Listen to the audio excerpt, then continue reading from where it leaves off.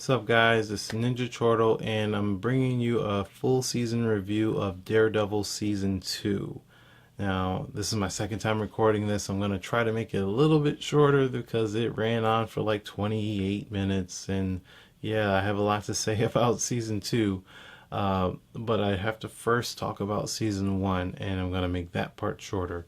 So, Season 1, for me personally, I think is the best thing that is a part of the Marvel Cinematic Universe. So that's including Jessica Jones, Agents of S.H.I.E.L.D., that's including Iron Man and the Avengers and Guardians of the Galaxy, all of that. I think it's the absolute best. So, one, if you haven't watched season 1 of Daredevil, make sure you go check that out. Do it now. It's very important that you do that. And it's not that you need to see it before you watch season 2. That's not so significant. It's just that it's that good that you shouldn't deprive yourself of watching the first season of Daredevil. Especially when you have someone like Vincent D'Onofrio playing Wilson Fisk. He's outstanding as Wilson Fisk. He is by far one of the better villains in the Marvel Cinematic Universe. And I would say, depending on who you are, because if you're a more lighthearted person, you might like Loki. If you're more like me, who I totally like Loki, I love Loki, he's great, but I identify more with Kingpin. And it's not that Kingpin he's not sadistic, he's not some Joker, Heath Ledger, or anything like that, but he actually is very humanized, and that's why it makes the character so great, because he was incredibly relatable to, as well as troubled, as well as layered, but still even a refined human being. So go check him out. Vincent D'Onofrio killed it, and everyone else in season 1, it was really great. It's tons of great action. As far as season 2 goes, we have the Punisher being introduced, we have Elektra being introduced, and we have the Daredevils. He's in this full-on suit. Most of season 1, he's wearing all black tight suit, so it's kind of like Under Armour or sweatpants or whatever. He wore that like 12 of the 13 episodes, 12 and a half. And finally, at the end of the season 1, he got his full-on armored type suit. So season 2, he's wearing the suit full time. So the whole premise of season 2 is that the Punisher is now on the scene.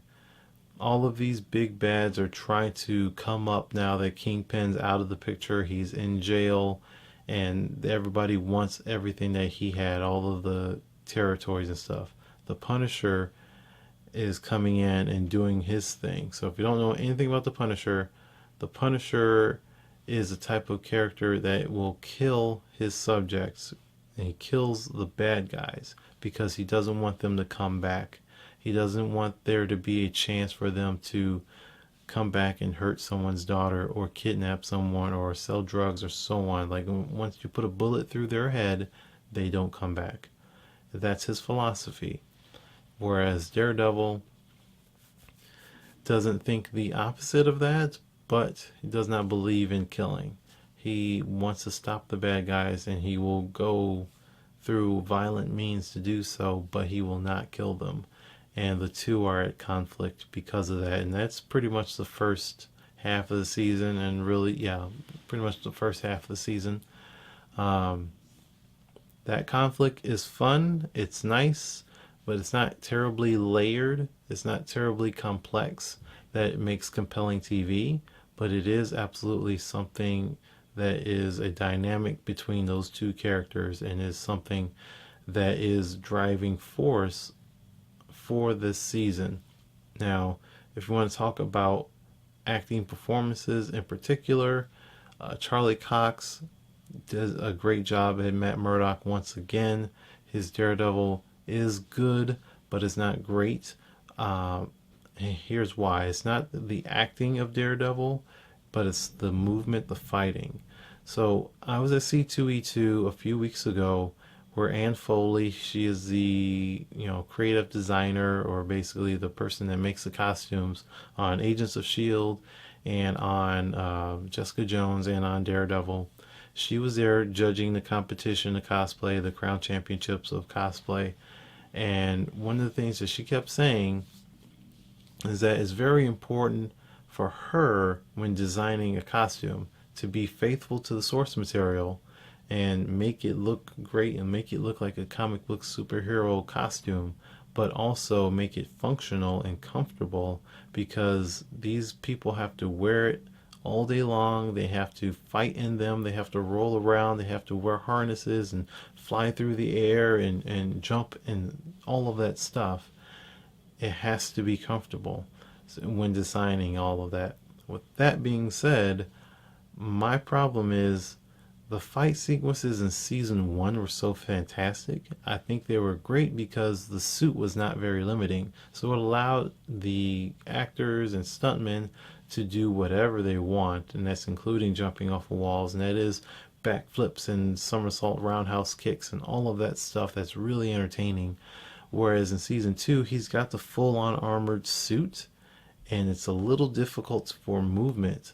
And I noticed that in the fighting, especially when he's fighting against the Hand. Now, when he's fighting against the Punisher is not that type of character to be doing that. But the Hand, they're ninjas. They're all over the place.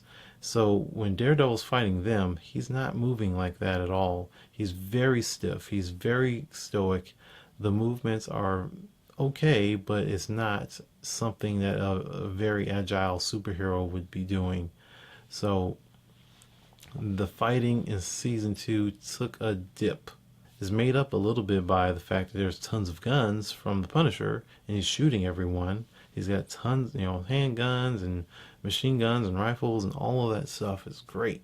And Jon Bernthal handles the gun really well. In fact, Jon Bernthal's Punisher is pretty well received. I liked it. I think a lot of Punisher fans are going to like it. If you haven't watched it yet, he studied hard on the role and he wanted to do faithful by it. And I'm not going to compare it to Thomas Jane or Ray Stevenson because I just don't have their performances in my head right now. But Jon Bernthal is a great Punisher. He has a huge range. He went from being a family man and he showed this in his acting, caring and loving and protecting and wanting to protect the innocent, but also being a ruthless, take no for an doesn't take no for an answer type of anti-hero that will shoot and not have any remorse or regret for his actions. So I enjoyed seeing that range out of Punisher, and I think you guys will watch it and enjoy it as well. The problem I had is with Elektra.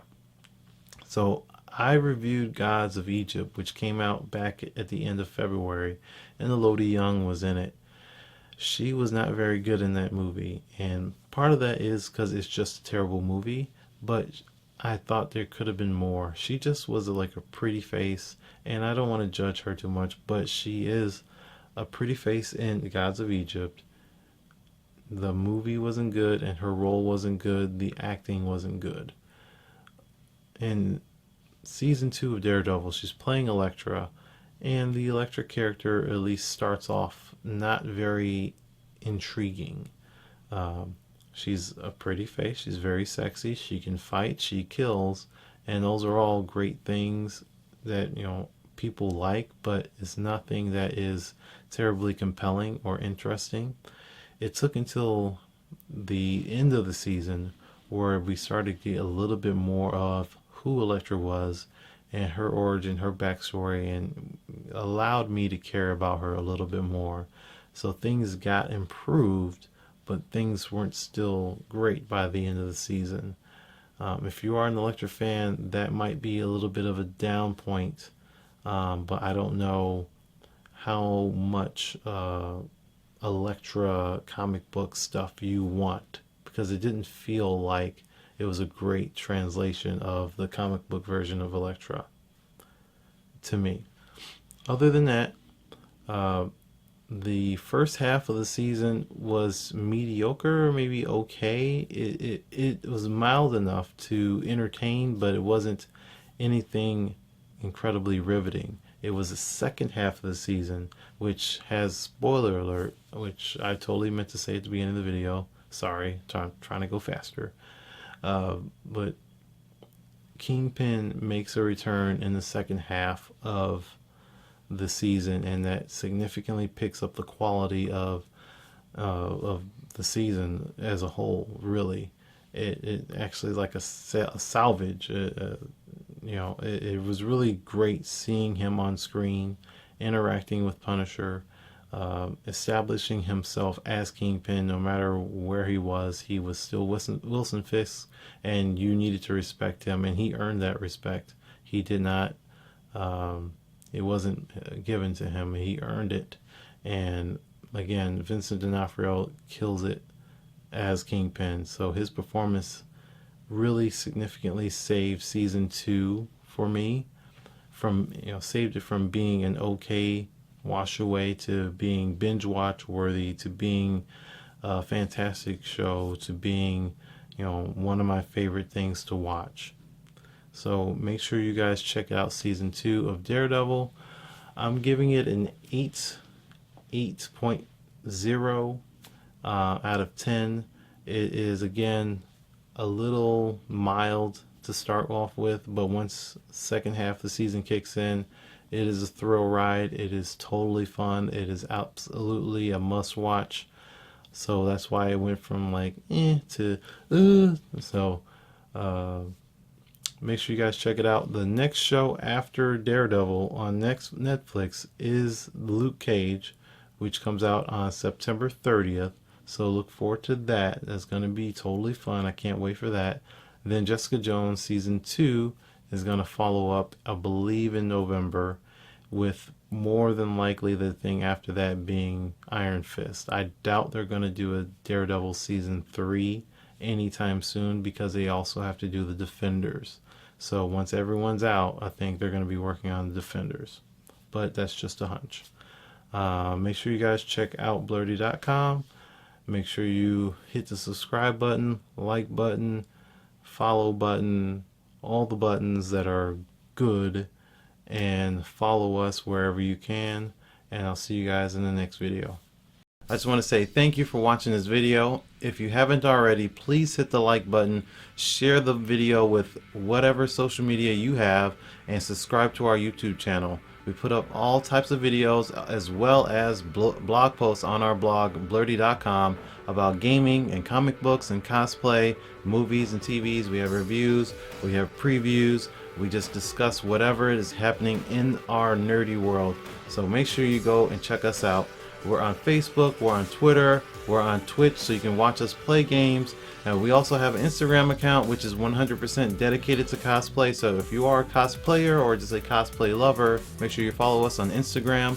But you're here on YouTube or maybe watching us on our blog, Blerdy.com. So while you're here, make sure you start watching this video right here. At least as of a couple days ago. I haven't heard anything since on that.